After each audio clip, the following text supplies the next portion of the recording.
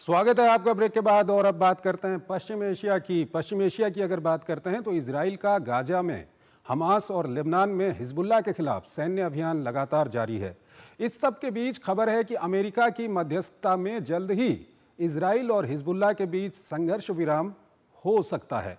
वहीं ईरान की ओर से एक बार फिर संकेत दिए गए हैं कि ईरान 26 अक्टूबर को इसराइल द्वारा किए गए हमले का जवाब देने की तैयारी कर रहा है। ये रिपोर्ट देखिए।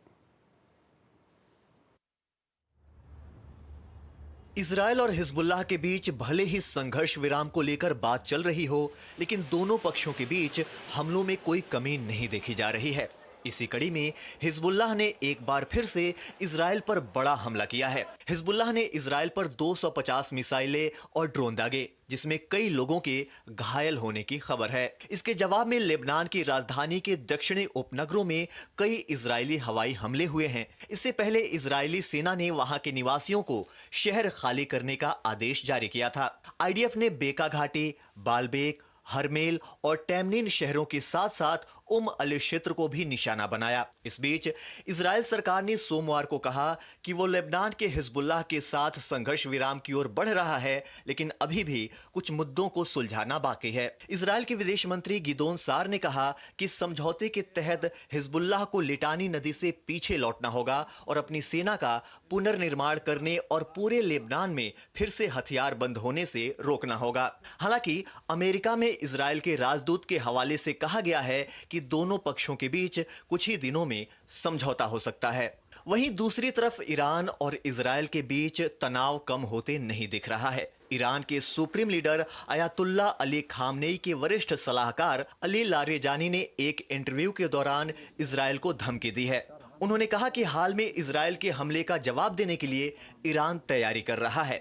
बता दें, 26 अक्टूबर को इजरायल ने ईरान पर हमला किया था। इसमें missile launch pad, air defence system और परमाणु सुविधाओं सहित ईरानी सैन्य बुनियादी ढांचे को निशाना बनाया गया था।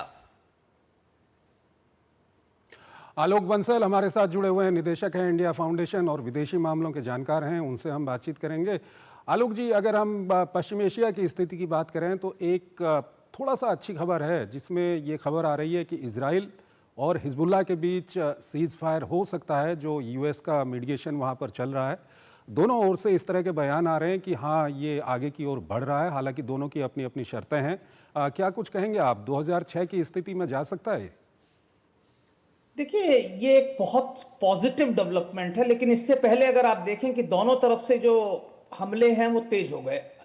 हाँ, हिजबुल्लाह ने करीब 250 मिसाइलें फायर की इजराइल के ऊपर, और इजराइल ने भी अभी पिछले 1 घंटे में ही कहा है कि 25 बड़े जगहों पे उन्होंने हमला किया है और लोगों को इंगेज किया है। तो ये महत्वपूर्ण डेवलपमेंट है। और साथ ही साथ अभी भी गाजा में भी युद्ध चल ही रहा है, क्योंकि आज भी एम्बुश हुआ है इजरायली सेना में, जिसमें करीब 10 सिपाहियों के मारे जाने की खबर आ रही है। तो ये एक बहुत अच्छी बात है, विशेषकर ऐसे समय में जब राष्ट्रपति ट्रंप का चुनाव हुआ है। तो मेरे ख्याल से हिजबुल्लाह, ईरान और इनके ऊपर काफी दबाव है कि अभी जो वर्तमान प्रशासन है अमेरिका में, इसके रहते रहते अगर कोई पीस डील साइन हो जाए तो वो ज्यादा बेहतर रहेगी। और उसी के अंतर्गत हम देख रहे हैं कि ये कुछ बढ़ाव हो रहा है। खबरें अभी मिली हैं कि कल इजरायली कैबिनेट की बैठक होने वाली है, जिसमें ये पीस प्रपोजल्स डिस्कस होंगे। क्या इसका फाइन प्रिंट है, ये मेरे ख्याल से अभी तक पब्लिक को नहीं बताया गया है।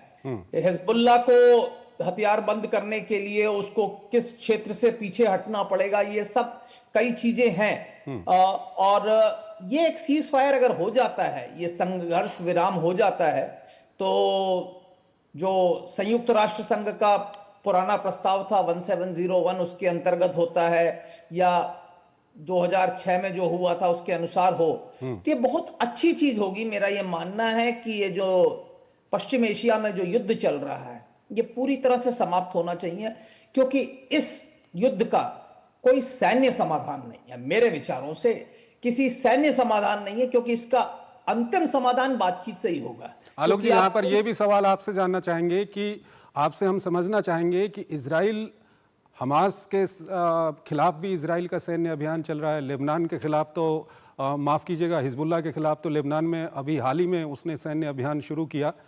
इजराइल और हमास की बात करें या इजराइल और हिजबुल्लाह की बात करें तो दोनों में क्या अंतर है? हिजबुल्लाह के साथ इतनी जल्दी ये पीस डील कैसे आगे बढ़ रही है? देखिए, जब हमास के साथ युद्ध हुआ था उसमें बहुत सारे अंदरूनी मामले थे।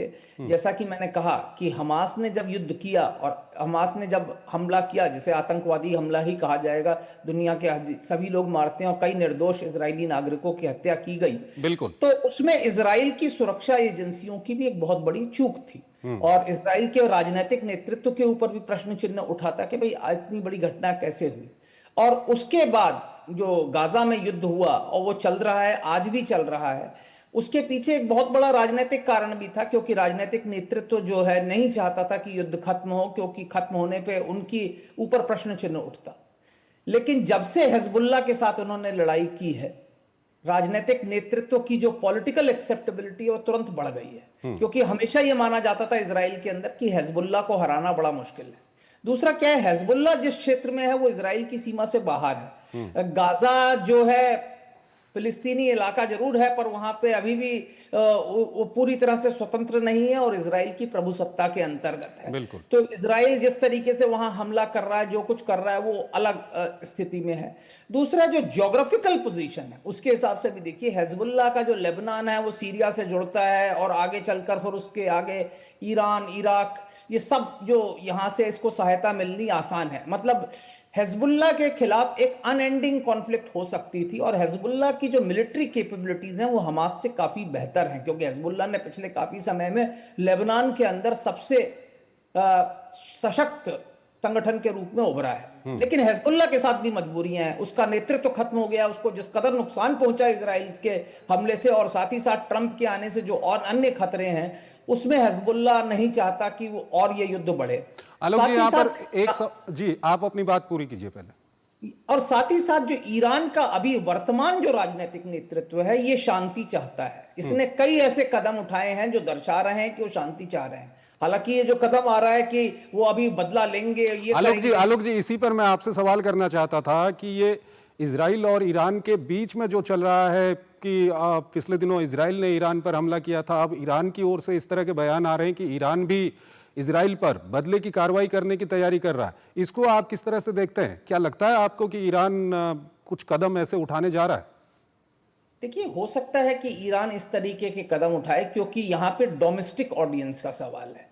साथ ही साथ ईरान से जो खबरें आ रही हैं कि विलायत फकी का स्वास्थ्य अच्छा नहीं है या वो कोमा में है, कुछ इस तरीके की भी खबरें आ रही हैं, तो वहां पे राजनीतिक टसल भी चल रही होगी, संघर्ष चल रहा होगा नेतृत्व के लिए। और ऐसे में कोई भी गुट ये नहीं देखना चाहेगा कि हम कमजोर हैं, हम इजराइल से झुक गए। तो हालांकि ईरान के राष्ट्रपति उदारवादी हैं और शांति के समर्थक हैं, पर वो अपने आवाम को या अपनी जो राजनीतिक नेतृत्व है उसकी जो लड़ाई है उसमें अपने आप को कमजोर नहीं दिखाना चाहेंगे कि हम कमजोर हैं। तो हो सकता है इस कारण भी युद्ध हो।